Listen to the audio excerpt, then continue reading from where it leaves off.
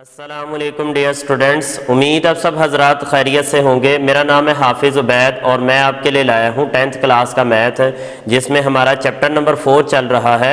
Chapter number 4 की आज इंशाल्लाह हम 4.1 एक्सरसाइज को कंप्लीट करेंगे।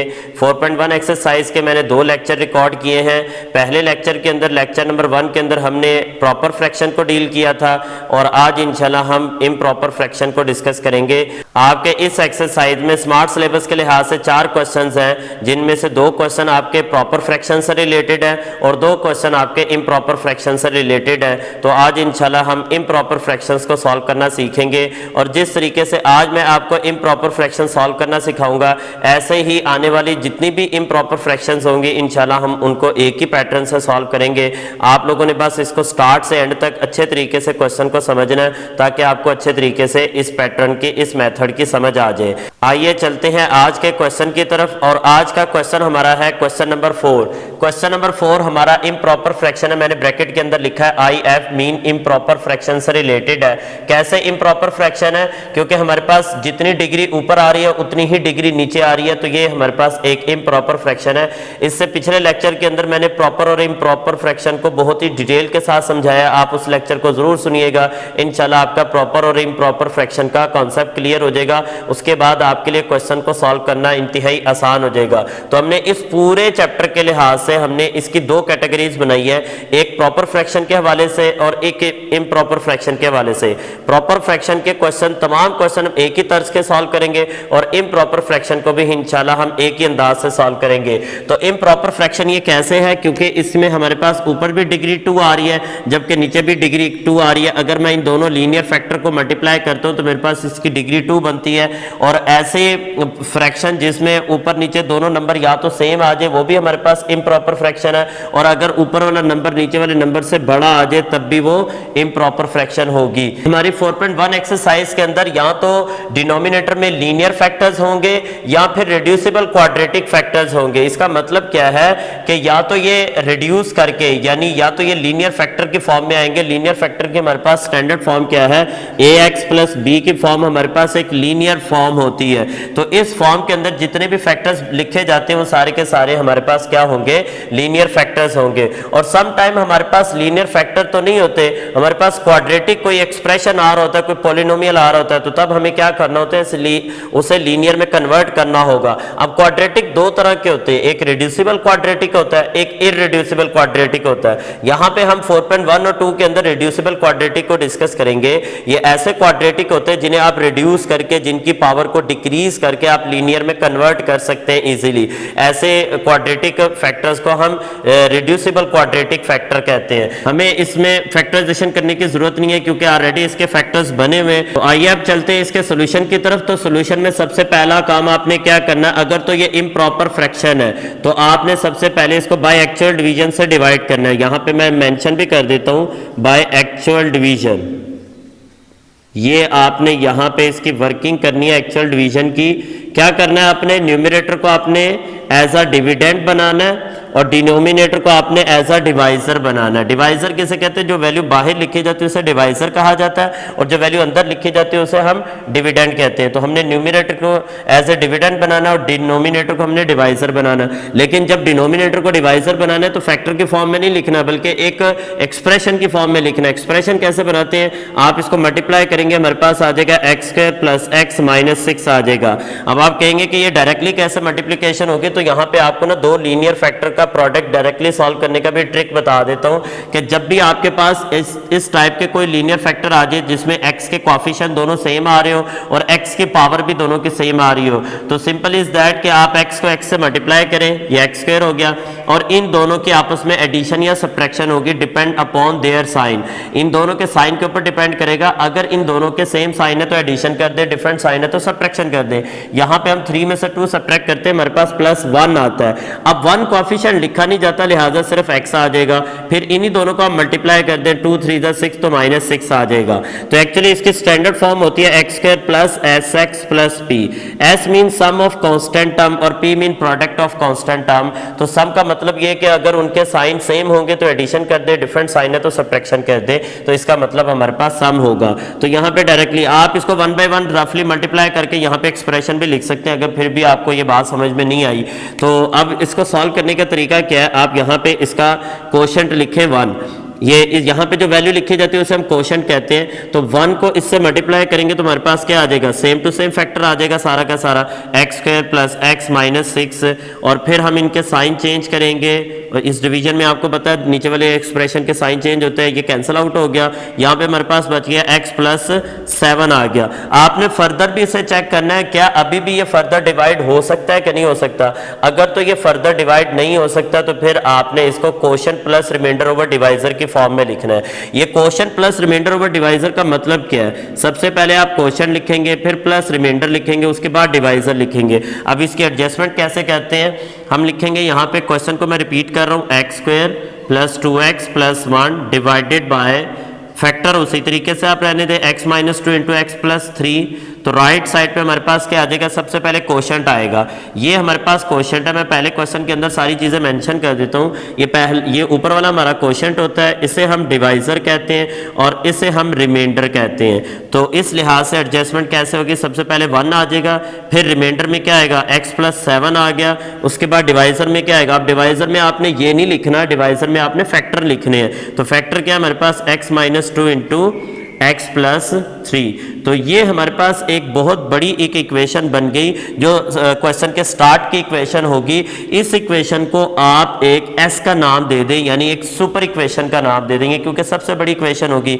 अब इस क्वेश्चन में और जो प्रीवियस क्वेश्चन मैंने पिछले लेक्चर के अंदर करवाए थे, इसमें थोड़ा सा चेंज है। वहां पे ये सिचुएशन नहीं बनी थी, ना तो हमने वहां पे डिवीजन की, ना हमने सुपर इक्वेशन का नेम दिया। तो इसको थोड़ा सा हमने हट के सॉल्व करना है ताकि इन दोनों में डिफरेंसेस अच्छे तरीके से आपको याद रहे। अब नेक्स्ट आपने क्या करना है, आपने इनमें से फ्रैक्शन उठानी है। अब फ्रैक्शन प्रॉपर उठानी है। अब प्रॉपर इसमें से सिर्फ और सिर्फ यही एक फ्रैक्शन प्रॉपर है, क्योंकि ये तो इम्प्रॉपर फ्रैक्शन है, तो इसको हमने अब प्रॉपर बना दिया। इस प्रॉपर फ्रैक्शन को आपने लेट करना है। यहां पे मैं लिख देता हूं, लेट कर लेते हैं हम x plus 7 divided by x minus 2 into x plus 3। तो क्या लेट करेंगे हम, पहला लीनियर फैक्टर हमारे पास क्या है, x minus 2 a over first factor plus b over second factor, ये हमारे पास आ गया। उसके बाद आप क्या करेंगे, आपने इसके डिनोमिनेटर को खत्म करना है यहाँ से, क्योंकि जब तक ये डिनोमिनेटर हम इसके सॉल्यूशन फाइंड नहीं कर सकते, ए बी की वैल्यू फाइंड नहीं कर सकते, तो हम क्या करते हैं, इसके डिनोमिनेटर को खत्म करने के लिए मल्टीप्लाई कर देते हैं एलसीएम के साथ। तो left side extreme left side का डिनोमिनेटर जो भी होगा वही उसका एलसीएम बनेगा, x minus 2 into x plus 3। तो इसको आप दोनों साइड पे मल्टीप्लाई कर दें, b ओवर एस लिख दें, यानी बोथ साइड। तो लेफ्ट साइड पे जब मैं मल्टीप्लाई करूंगा तो मेरे पास ये दोनों फैक्टर इसमें से कैंसिल हो जाएंगे, सिर्फ x प्लस 7 बचेगा। आपने रिमेनिंग वैल्यू लिखनी है, आपने इसकी मल्टीप्लिकेशन को शो नहीं करना, क्योंकि आगे जैसे जैसे आप आगे बढ़ते जाएंगे आपके ये फ्रैक्शंस इंक्रीज करती जाएंगी, 2 से ज्यादा फ्रैक्शंस भी हो जाएंगी, 3-3 4-4 फ्रैक्शंस वाले क्वेश्चंस भी आएंगे। और अगर हम इसके मल्टीप्लिकेशन के स्टेप को शो करेंगे, उसकी वर्किंग शो करेंगे, तो हमारा ये स्टेप अच्छा खासा लेंथी हो जाएगा और टाइम भी वेस्ट होगा। तो आपने जस्ट क्या करना है, यहाँ पे 2 फैक्टर्स देख लें जिन्हें आप मल्टीप्लाई करने जा रहे हैं। तो इमेजिनेशन में आप सोचें कि अगर यहाँ 2 फैक्टर लिखे हुए होते हैं तो x माइनस 4 एक्स प्लस 3 दोनों इसमें से कैंसिल हो जाते हैं, जबकि यहाँ अगर इस साइड पे या इस साइड पे ये दोनों फैक्टर मल्टीप्लाई कर रहे होते तो आपका x माइनस 2 बीच में से कैंसिल हो जाता और a इंटू एक्स प्लस 3 आ जाता है। इसकी मैंने शॉर्ट वर्किंग ये भी बताई हुई है कि आप यहाँ से क्रॉस मल्टीप्लाई कर ले अगर आपको लग रहा है कि डिनोमिनेटर एक नॉन कॉमन या डिसकॉमन नंबर्स आ रहे हैं। तो ये नॉन कॉमन फैक्टर्स आ रहे हैं तो क्रॉस मल्टीप्लाई करके आप इस स्टेप को ईजी बना सकते हैं।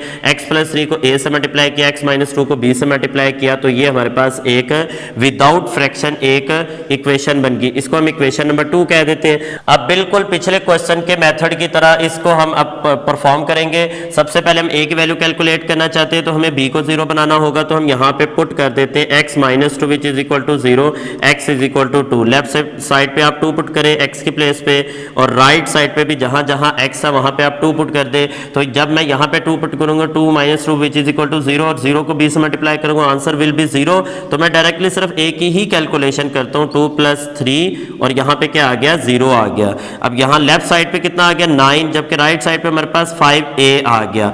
2 और 3 ऐड करने से 5 बनेगा और 5 को a से मल्टीप्लाई करेंगे 5a आएगा। a की वैल्यू कैलकुलेट करनी है और उसको कैलकुलेट करने के लिए आपको 5 को बीच में से हटाना होगा, तो 5 यहाँ मल्टीप्लाई करें, लेफ्ट साइड पे डिवाइड कर दें तो 9/5 हमारे पास a का आंसर आ जाएगा। इंप्लाइज दैट करके आप a को लेफ्ट साइड पे भी ला सकते हैं, तो ये 9/5 हमारा फाइनल सोल्यूशन होगा। इसमें लिख दें या इसमें लिख दें, कोई मसला नहीं, ये दोनों तरीकों से ठीक होता है। अब हम चलते हैं b की वैल्यू की तरफ। b की वैल्यू हम कैसे फाइंड करेंगे, ये वाला पोर्शन मैं यहां से रिमूव कर देता हूं, तो ये वाला पोर्शन मैं रिमूव कर देता हूं। अगर आपको इनमें से किसी भी स्टेप को दोबारा से समझना हो तो आप वीडियो को पॉज करके पिछले स्टेप को अच्छे तरीके से समझ सकते हैं। तो अब हम चलते हैं उसके दूसरी वैल्यू की तरफ। अब हम क्या करेंगे, b कैलकुलेट करने के लिए हम a का फैक्टर देखते हैं कौन सा है, x + 3 है, तो हम x + 3 को 0 पुट करते हैं, यहां से हमारे पास x की वैल्यू क्या आएगी -3 आएगी। तो x की वैल्यू हमारे पास -3 आ गई, इसको हम पुट करते हैं लेफ्ट साइड पे, x की प्लेस पे -3 आ गया +7। आपने बड़े तहम्मुल के साथ इसकी कैलकुलेशन करनी है, सॉल्व करना बहुत ही आसान है। आपने क्या करना है, b × x की प्लेस पे फिर -3 पुट करें, -2, लेफ्ट साइड पे हमारे पास 4 आ गया, जबकि राइट साइड पे -5b आ गया। जहां पे कोई फैक्टर 0 हो रहा होता है मैं उसकी वर्किंग नहीं करता, बल्कि डायरेक्टली 0 लिख देता हूं। आप भी यही कोशिश किया करें ताकि ये क्वेश्चन शॉर्ट टाइम के अंदर आपका सॉल्व हो जाए। -5 मल्टीप्लाई करें, दूसरी साइड पे डिवाइड करें तो ये 5 डिवाइड हो गया, लेकिन माइनस का साइन b के साथ नहीं रहता, इसके दूसरे साइड पे शिफ्ट करने से ये नेगेटिव हो जाएगा, तो ये b की वैल्यू हमारे पास आ गई। माइनस का साइन कभी भी डिनोमिनेटर में नहीं रहता, ये न्यूमरेटर में शिफ्ट हो जाता है, इस वजह से मैंने 5 के साथ माइनस का साइन नहीं लगाया, मैंने उसे ऊपर शिफ्ट कर दिया। आप इसे ऊपर भी लिख सकते हैं और मिड में भी लिख सकते हैं। ले जी, a और b की वैल्यू आ चुकी है, तो इन वैल्यूज को हम पुट करते हैं अब a और b की वैल्यू को इक्वेशन नंबर 1 के अंदर। तो हमारी इक्वेशन नंबर 1 कौन सी है, ये हमारी हमेशा इक्वेशन नंबर 1 हुआ करेगी। जो भी प्रॉपर फ्रैक्शन जो हम लेट करेंगे वो हमारी हमेशा इक्वेशन नंबर 1 हुआ करेगी, चाहे आप इसको प्रॉपर फ्रैक्शन के क्वेश्चन को सॉल्व कर रहे हैं या इम्प्रॉपर को सॉल्व कर रहे हैं। इम्प्रॉपर के सॉल्यूशन के अंदर एक हट के चीज ये होगी कि वहां पे एक्चुअल डिवीजन के बाद एक इक्वेशन बनेगी जिसे हम सुपर इक्वेशन का नेम देंगे। तो लेफ्ट साइड पे हमारे पास आ रहा है x + 7 divided by x - 2 × x + 3। Question को आप रिपीट किया करें, ये लाजमी किया करें।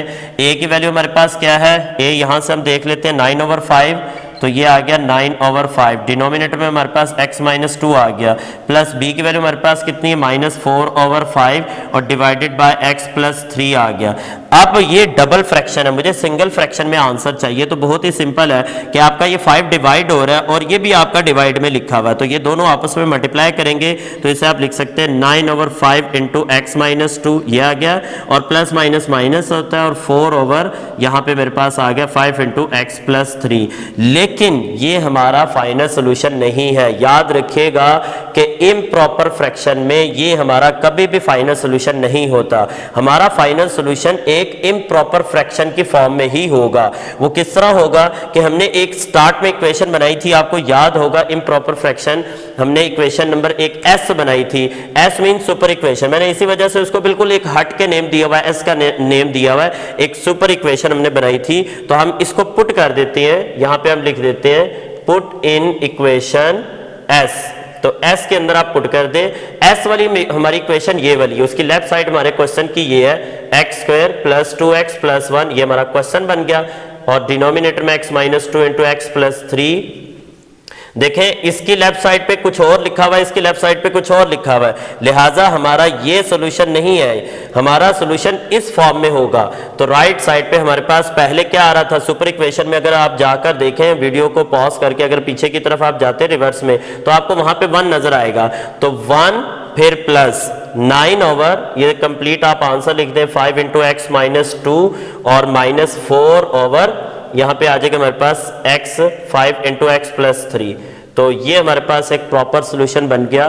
तो आई होप आपको ये थोड़ा सा मैं आपको क्लियर कर दूं यहाँ पे कि हमारे पास यहाँ पे आ रहा है 5 × x + 3। तो आई होप ये क्वेश्चन आपको अच्छे तरीके से समझ आ गया होगा। ये हमारा इम्प्रॉपर फ्रैक्शन से रिलेटेड था। मैंने पहले क्वेश्चन को जरा डिटेल के साथ समझाया ताकि आपको अच्छे तरीके से समझ आ जाए। तो आइए चलते हैं नेक्स्ट क्वेश्चन की तरफ।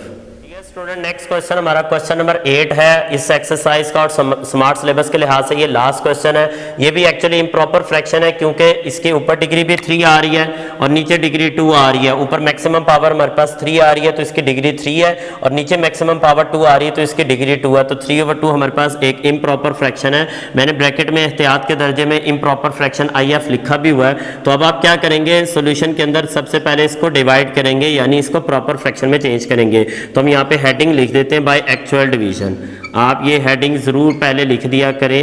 जितने भी आपके क्वेश्चन इम्प्रॉपर फ्रैक्शन वाले होंगे उन्हें हम एक्चुअल डिवीजन से डिवाइड करते हुए पहले प्रॉपर फ्रैक्शन में चेंज करेंगे। 5x² -7 डिवाइडेड बाय, किससे हम डिवाइड कर रहे हैं, 3x² -2x -1 से। तो अब मुझे क्या करना है कि ऐसे फैक्टर से मल्टीप्लाई करना है कि जिससे मेरा आंसर 6x³ आ जाए। तो एक तो तरीका ये है कि आप ऐसा नंबर सोचें कि जिससे आप मल्टीप्लाई करें 6x³ बने। दूसरा तरीका क्या है कि आप फर्स्ट टर्म ले अंदर से 6x³, बाहर से फर्स्ट टर्म ले आप 3x², इन दोनों को आपस में डिवाइड करें। 3 2 6 x² टोटली क्यूब से कैंसिल होकर 1 पावर रिमेनिंग आ गई। तो यहाँ पे मेरा रिमेनिंग फैक्टर क्या बचा, 2x। इस 2x को अगर मैं यहाँ पे लिखते हुए मल्टीप्लाई करूंगा तो मेरा पहला नंबर सेम आएगा 6x³। अब यही 2x इन दोनों से भी मल्टीप्लाई करेगा, इससे मल्टीप्लाई करेगा -4x बन जाएगा, 4x² बन गया। लेकिन जब 2x 1 से मल्टीप्लाई करेगा -2x आएगा, लेकिन उसे मैं 7 के नीचे नहीं लिखूंगा क्योंकि 7 एक कांस्टेंट है और कांस्टेंट के नीचे आप किसी वेरिएबल वाली टर्म को नहीं लिख सकते।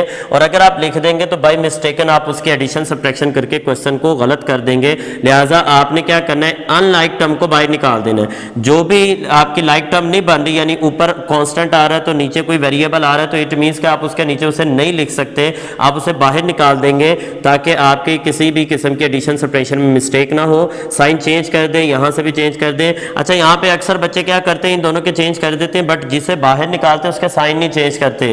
तो इसके भी आपने साइन चेंज करने हैं एहतियातन। तो ये वाला कैंसिल आउट हो गया और ये 5 और 4 9 बन गया, 9x²। याद रखिएगा कि जब आप एडिशन सब्ट्रैक्शन करने लगते हैं ना तो ये ऊपर वाला साइन स्किप हो जाता है बीच में से, नीचे जो चेंज होने के बाद वाला जो साइन होता है उसके लिहाज से हम क्वेश्चन को सॉल्व कर रहे होते हैं। तो ये +4 और +5 +9x² हो गया और डिसेंडिंग ऑर्डर में लिखते हुए पहले 2x आएगा और एंड पे -7 आएगा। तो हम चेक करते हैं क्या ये फर्दर भी डिवाइड हो सकता है, क्या ये फर्दर भी सॉल्व हो सकता है। तो उसका तरीका क्या है, आप अंदर वाली, अब ये आपका डिविडेंड बन गया तो आप अंदर वाली टर्म को ऊपर लिखें, बाहर वाली टर्म को नीचे लिखें, इसको आपस में डिवाइड करें।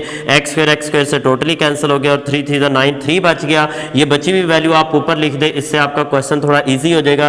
3 को 3 से मल्टीप्लाई करके 9x² लिख दें और यही 3 आपका 2 से मल्टीप्लाई करेगा। अब मैं 2x के नीचे 6x लिख सकता हूं क्योंकि लाइक टर्म्स है और 3 1 3 7 के नीचे मैं -3 भी लिख सकता हूं। साइन चेंज करने और एहतियातन सबके साइन चेंज करने, ये ना हो किसी एक के साइन भी अगर आप चेंज नहीं करेंगे क्वेश्चन आपका गलत हो जाएगा। 2 और 6 8x हो जाएगा और 7 में से 3 सब्ट्रैक्ट करेंगे -4 आ जाएगा। तो इसको लिखने का तरीका क्या मैंने बताया आपको कि सबसे पहले आपने कोशेंट लिखना है। तो याद रखिएगा ये हमारा कोशेंट होता है और ये हमारा रिमाइंडर होता है और ये हमारा डिवाइजर होता है। अब डिवाइजर को भी हमने फैक्टराइज करके लिखना है। यहाँ पे 2 काम करने पड़ रहे हैं हमें कि हमें इसको एक्चुअल डिवीजन से डिवाइड करते हुए प्रॉपर फ्रैक्शन में भी चेंज करना है और इसके डिनोमिनेटर को फैक्टर के फॉर्म में भी लिखना है क्योंकि डिनोमिनेटर हमारे पास क्या है, रिड्यूसिबल क्वाड्रेटिक है। रिड्यूसिबल क्वाड्रेटिक उसे कहते हैं कि ऐसा क्वाड्रेटिक जिसे आप रिड्यूस करके, जिसकी डिग्री को डिक्रीज करके आप उसे लीनियर में कन्वर्ट कर सकते हैं, तो उसे हम रिड्यूसिबल क्वाड्रेटिक कहते हैं। तो यहाँ पे मैं इसकी वर्किंग इस साइड पे कर लेता हूँ, आप भी बिल्कुल पेपर में भी इसी तरह कीजिएगा कि एक्चुअल डिवीजन इस साइड पे कर लें, फैक्टराइजेशन इस साइड पे कर लें, अलग अलग करने की जरूरत नहीं है। तो आप करके और फिर फाइनली आप इनकी वैल्यू सब्स्टिट्यूट करेंगे, आपका आंसर आ जाएगा। तो 3x² -2x -1 क्या इसके फैक्टर बनेंगे, 3x², 3 1 3 -3 और +1 बनेगा। तो -3x + 1x, 1 कोएफिशिएंट लिखते नहीं है लिहाजा सिर्फ x आ जाएगा -1। फर्स्ट 2 में से 3x कॉमन लेंगे। ये मिड टर्म ब्रेकिंग आपको आती होगी, लाजमी बात है, इसलिए मैं इसको इतना डिटेल से नहीं करवा रहा। तो 3x इन दोनों में से कॉमन आ गया, x -1 रह गया, +1 कॉमन आ गया, x -1 रह गया। तो इसके अब फैक्टर क्या बनेंगे, x -1 इंटू 3x + 1। तो ये इसके फैक्टर बन चुके हैं। तो आपने क्या करना है कि दोनों काम करने के बाद ही आपने इसकी प्रॉपर फ्रैक्शन लिखनी है। तो क्वेश्चन को रिपीट कर लें, यहाँ पे लिख दें 9। क्वेश्चन क्या था हमारे पास, 6x³ + 5x² -7 divided by 3x² minus 2x minus 1। Right side पे सबसे पहले आपका क्वोशंट आएगा, क्वोशंट मैंने ऊपर मेंशन किया हुआ, क्वोशंट हमारा 2x प्लस 3 हो गया, फिर प्लस रिमाइंडर आएगा, रिमाइंडर हमारे पास वो भी मेंशन किया हुआ 8x माइनस 4 है। जबकि डिवाइजर वैसे तो हमारा ये है, लेकिन अब हम इस डिवाइजर को यहाँ फैक्टराइज करके लिख चुके हैं, तो उस फैक्टर के उसके फैक्टर क्या बने थे, x minus 1 into 3x plus 1, ये इसके फैक्टर बन चुके हैं। ये जो भी इक्वेशन हमारी बनेगी इसको हम सुपर इक्वेशन का नाम दिया करेंगे। तो आप बिल्कुल एक हट के नेम दिए ताकि आपको ये याद भी रहे कि फाइनली आपने इस इक्वेशन में वैल्यूज की सब्स्टिट्यूशन भी करनी है। तो ये सुपर इक्वेशन बन गई सबसे बड़ी इक्वेशन। अब हम इसमें से प्रॉपर फ्रैक्शन को लेट करते हैं। अब इनमें से प्रॉपर फ्रैक्शन लाजमी बात है यही बनी जिसके लिए हमने इतनी लंबी वर्किंग की है। तो अब हम इसे लेट कर लेते हैं। लेट करते हैं जी, हमारे पास proper fraction 8x minus 4 divided by x minus 1 into 3x plus 1 which is equal to a over first factor x minus 1, b over second factor 3x plus 1। तो ये हमारी इक्वेशन नंबर 1। अब हमारा प्रॉपर तरीके से वो जो पहले टाइप के हमने क्वेश्चन किए थे बिल्कुल उस टाइप के अब क्वेश्चन स्टार्ट हो गए। तो हमने इसको इक्वेशन नंबर 1 का नेम देना है और फिर हम एक फ्रैक्शन को ख़त्म करने के लिए इसके डिनोमिनेटर से मल्टीप्लाई करेंगे x minus 1 into 3x plus 1 से। किधर मल्टीप्लाई करेंगे, दोनों साइड पे मल्टीप्लाई करेंगे।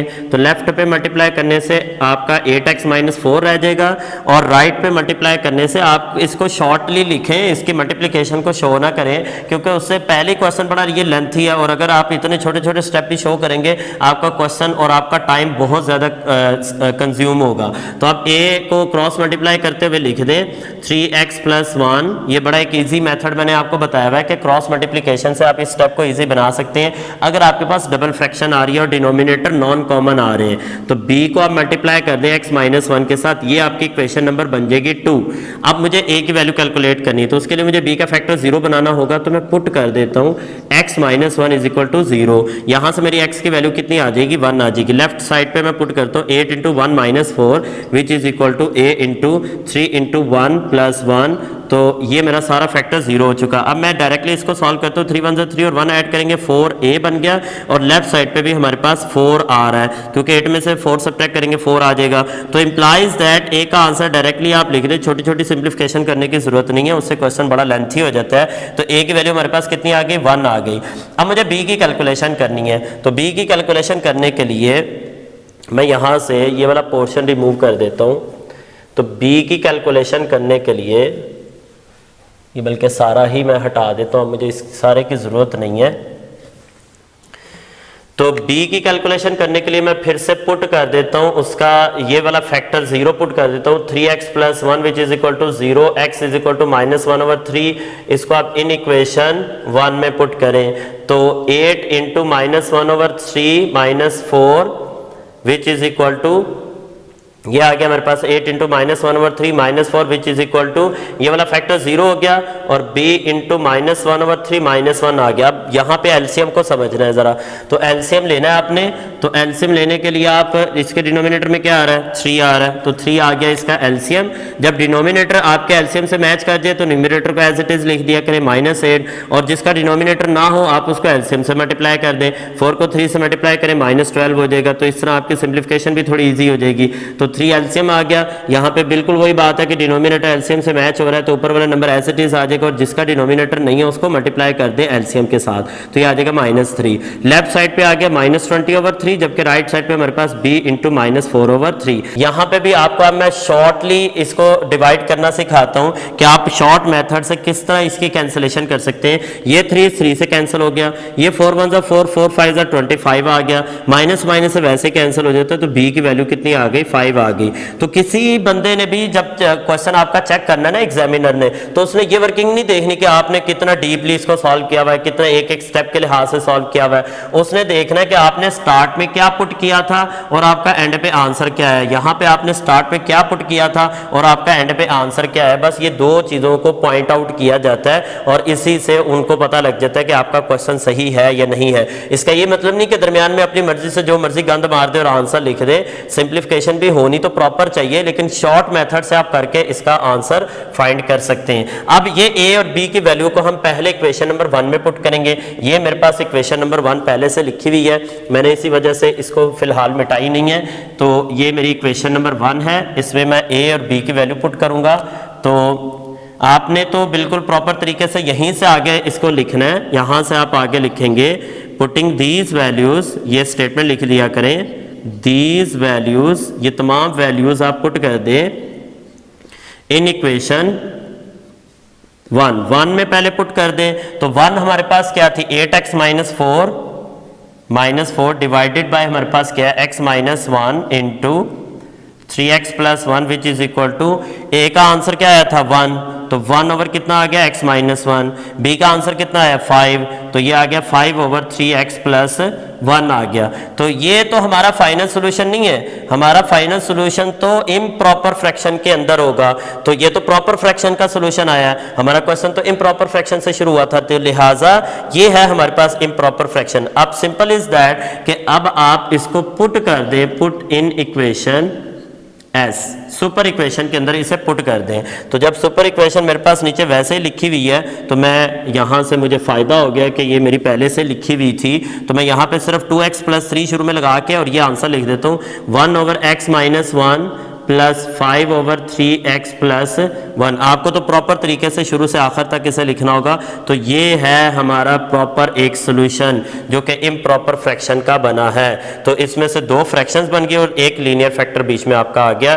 तो आई होप ये दोनों क्वेश्चन आपको अच्छे तरीके से समझ आए होंगे, और इसी थीम को लेकर चलते हुए इंशाल्लाह हम आने वाले तमाम क्वेश्चंस को अब मैं 2 कैटेगरीज आपके सामने बनाया करूंगा, प्रॉपर फ्रैक्शन के लिहाज से और इम्प्रॉपर फ्रैक्शन के लिहाज से। कोशिश करूंगा कि एक लेक्चर के अंदर सारे प्रॉपर फ्रैक्शंस को हम डील करें, आप भी तैयारी करते हुए इसी चीज को फोकस किया करें, और एक लेक्चर के अंदर मैं इम्प्रॉपर फ्रैक्शंस को सॉल्व करूंगा। और आई होप ये तमाम क्वेश्चन आपको इंशाल्लाह अच्छे तरीके से समझ आएंगे। तो अब मुझे इजाजत दें, मिलते हैं नेक्स्ट लेक्चर में, तब तक के लिए अल्लाह हाफिज, अस्सलाम वालेकुम।